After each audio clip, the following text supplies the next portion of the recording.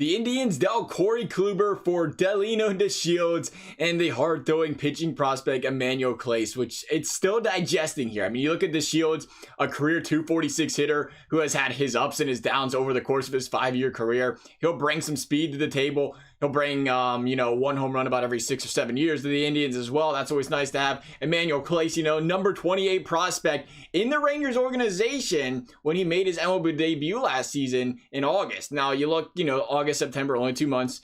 Short sample size, but in that time, he had a 2.31 ERA, and he played really well. The question becomes, though, is this really enough? I mean, yeah, sure, Clase could work out. He could work his way into the back of that bullpen and be a very good flamethrower for that team. But the thing is, if you're going to play the ifs and buts game, which is how most trades work, let's be completely frank here. You're going to trade for a prospect. Sure, he's a top 5 prospect in the organization. Sure, he's a top 100 guy. Doesn't mean he's going to turn out. That just means he's a good prospect. But if you're going to play that game, wouldn't you think that's the direction you want to go here? If you're going to get a younger guy that's maybe MLB ready this year, maybe a year from now, you don't really know exactly what you're going to get. Of course, he came out and played 2 months last season, had a small sample size there, but he's a 28th ranked prospect in their organization. Like, it wasn't a top 5 guy, it wasn't a top 10, 28th. I really do think this guy's got a lot of potential, a whole lot of potential. Guy can throw over 100s with some consistency. Guys like that, if they can get control of that fastball, learn where to place it, they can be dominant pitchers in this league. And maybe that's what the Indians are looking at.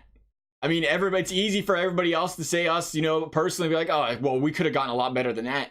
They could have gotten a prospect or two from this team, but they didn't want that. The Indians didn't want a prospect or two that could be good in 2 or 3 years. Like we said, they're trying to win right now. As much as they're walking Kluber out the door, they're walking Kluber out the door because for salary reasons. Granted, it's 2 years. They want to try to do what they can to continue to be a winning team. And they was like, well, we was a winning team last year without him. We can do it again this year. And you look at DeShields, as much as you want to say anything about him, he provides more of a safety net. If one of these younger guys out there in that Indians outfield struggles, he can go out there and hopefully be that guy to replace him, or they can have some sort of platoon going if things start to go south as far as that offensive outfield is concerned. But DeShields brings that to the table for them. I think that's where they're looking there. And the thing is, with Clase, he's got that 6 years of team control, something the Indians obviously love as well. But I can't stop thinking, you can try to talk yourself into this trade as much as you want. You just can't stop thinking, this is Corey Kluber, 2-time Cy Young winner, a guy that, granted he was injured last season, has not proven that he's gone in some sort of decline.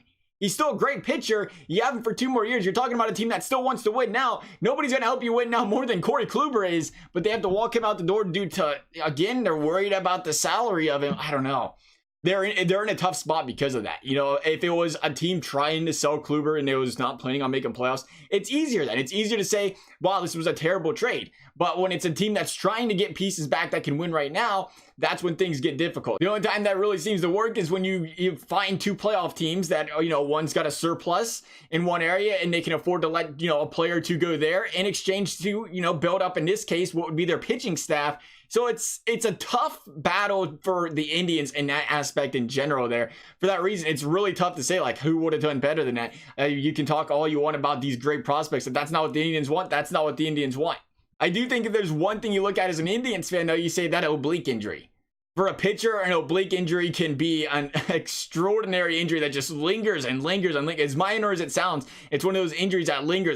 They flare back up real easily type of deal. He might miss 3 months, 4 months next season. He might miss 6, 7 months in the next 2 seasons. You don't know. He might pitch every single game and win the Cy Young again. No, that's the problem. He's got Cy Young stuff when he's healthy, and this team just gave him up.